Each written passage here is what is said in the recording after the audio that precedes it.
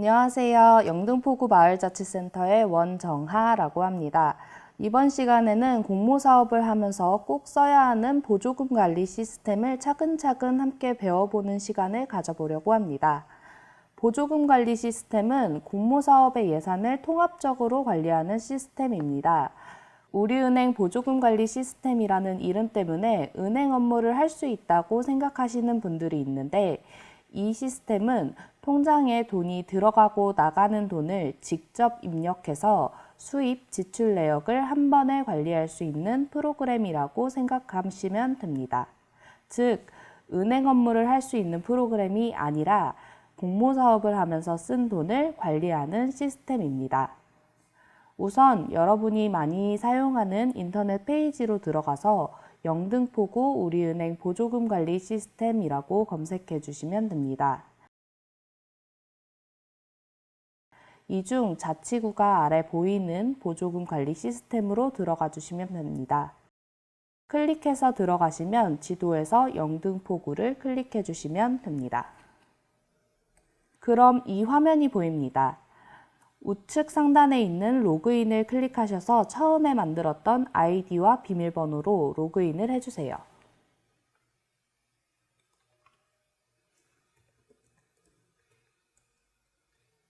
오늘 교육은 여기 있는 상단바를 하나씩 살펴보면서 필요한 기능들을 설명드릴 텐데요. 사업 공고 신청은 이미 끝났으므로 사업 관리, 카드 계좌 관리, 지출 관리, 정산 관리, 그리고 고객센터, 자료실 순으로 함께 알아보시겠습니다. 처음으로 사업 관리를 클릭하시면 진행하고 계신 공모사업에 대한 전반적인 사업 정보를 확인하실 수 있습니다. 왼쪽 상단에 있는 메뉴에서 사업 정보 관리를 누르시면 일전에 입력했었던 사업 정보가 나옵니다. 여기서 상세 정보를 아직 입력 안 했다면 사업이 끝나기 전까지는 입력을 해주시길 바랍니다. 입력을 하고 확인을 누르면 자동 저장이 됩니다. 두 번째로 사업비 관리에 들어가시면 지원받은 지원금과 자부담이 있는 경우는 자부담 금액을 확인하실 수 있어요. 여기서 비목별 예산을 클릭하시면 비목별로 입력하셨던 예산이 나오실 수 있으니 확인하실 수 있습니다. 만약 이 예산에서 사업 수행 중에 예산을 변경하고 싶으시다면 시구통합공모사업 안내서 80페이지에 있는 사업 예산 변경 신청서를 작성하셔서 구청에 내주시면 되는데요. 자세한 과정은 마을지원활동가 선생님께 문의해 주세요. 다음으로 결제선 관리에서는 지출결의서 상단에 지출을 했다는 확인용으로 사인을 하는 칸을 만드는 결제선을 만들 수 있습니다. 이것도 아직 수정하지 않으셨다면 여기 화면에 보이는 것처럼 결제선 1, 결제선 2, 결제선 3에 각각 대표 제안자 1, 대표 제안자 2, 대표 제안자 3을 입력해 주세요. 여기서 결제 4, 결제 5 오른쪽 옆에 체크 표시가 되어 있다면 클릭을 해서 해제해 주시면 됩니다. 이렇게 하면 여기 미리 보기가 있는데요. 확인을 하시면 이런 식으로 지출결의서에 사인을 할 수 있는 칸이 생성된 것을 확인하실 수 있으십니다. 그리고 오른쪽 아래에 확인을 클릭해 주세요.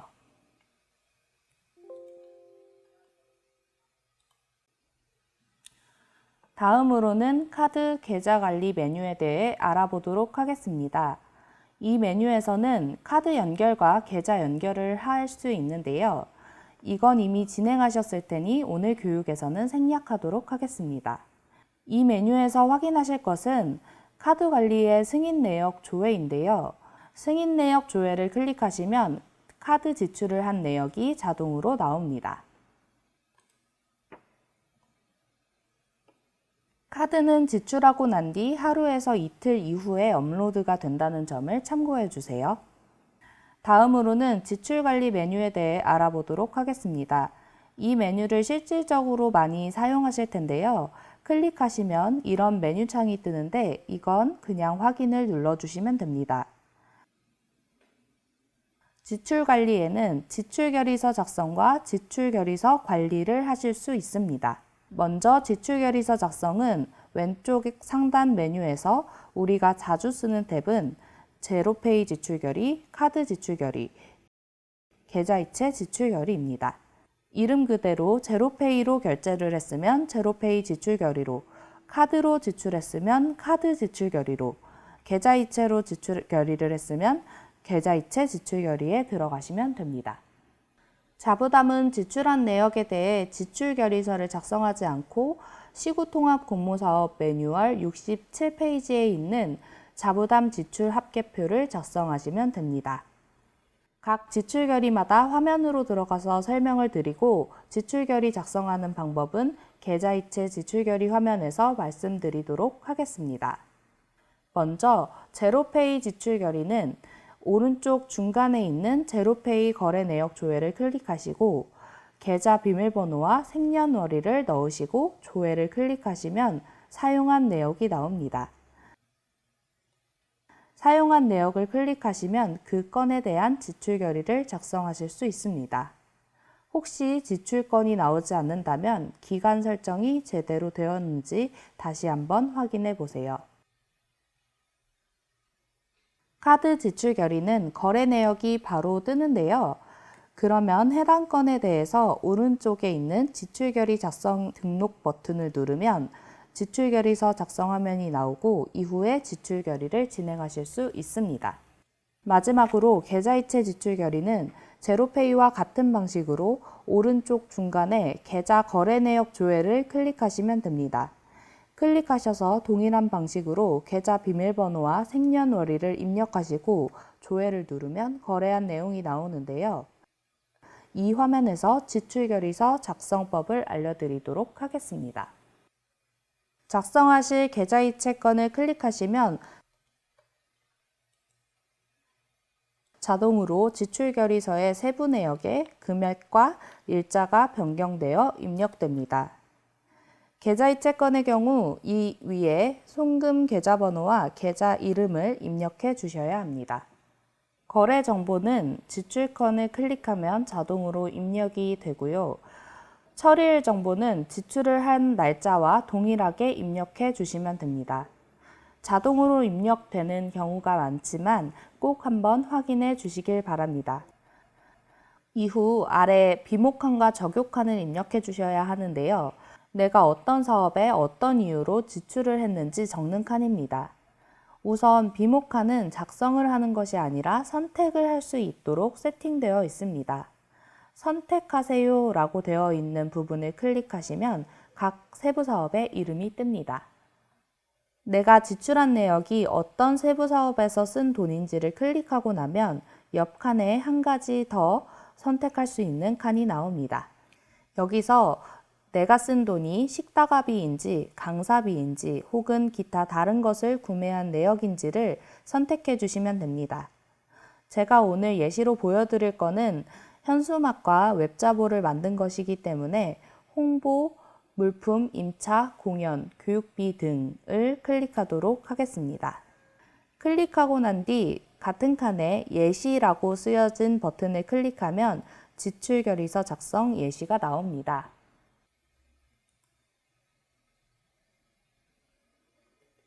여기서 적용하기를 클릭하면 적요에 자동으로 입력이 됩니다.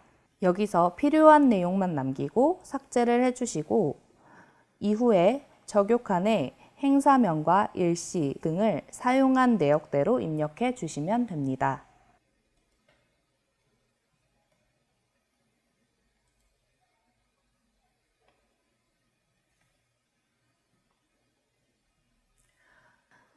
그리고 첨부 칸에는 필요한 첨부 자료가 이미 작성이 되어 있습니다.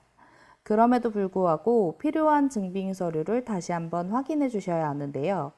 시구통합공모사업 매뉴얼 11페이지를 보시면 비목별로 사용한 금액에 따른 증빙 서류 내용이 자세하게 설명되어 있습니다.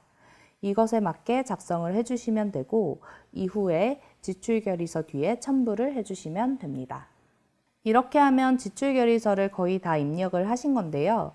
첨부 파일은 따로 입력을 하지 않으셔도 되고 마지막으로 입력된 내용이 맞는지 다시 한번 확인을 한 이후 오른쪽 하단에 있는 등록 버튼을 누르면 지출결의서를 등록하시겠습니까? 하는 창이 뜨고 확인을 누르면 등록되었습니다. 지출결의서를 인쇄하겠습니까? 라는 창이 뜹니다.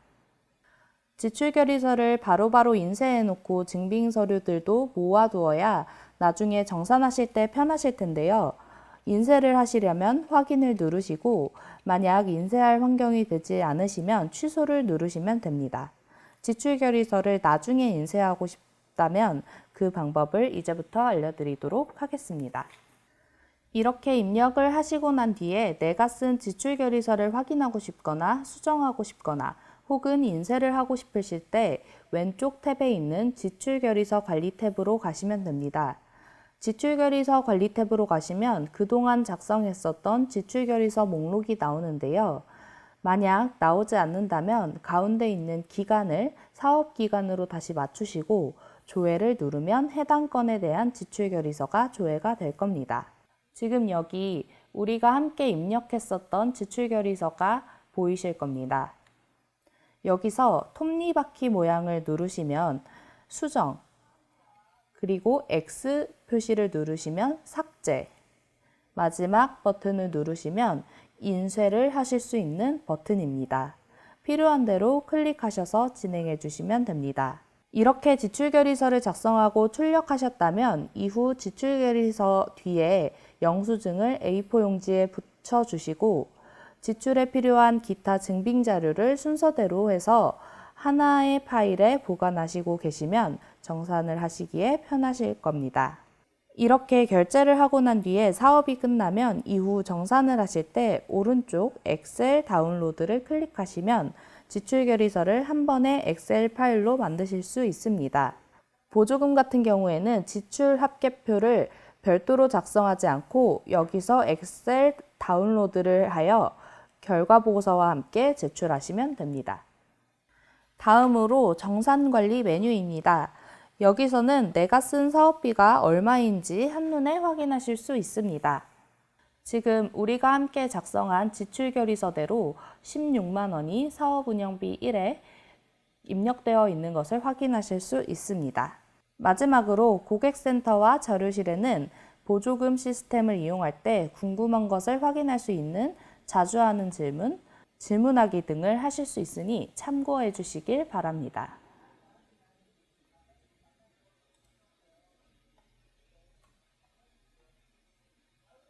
이렇게 보조금 시스템 메뉴별 활용법을 함께 확인해 보았는데요. 조금은 낯설고 생경할 수 있어도 몇 번 하시다 보면 금세 적응되어 있으실 겁니다. 그리고 걱정하지 마세요. 우리에게는 마을지원활동가 선생님이 있으니까요. 지출결의서를 작성하다 어려운 점이 있으면 언제든 마을지원활동가 선생님이나 센터로 연락 주시길 바랍니다. 감사합니다.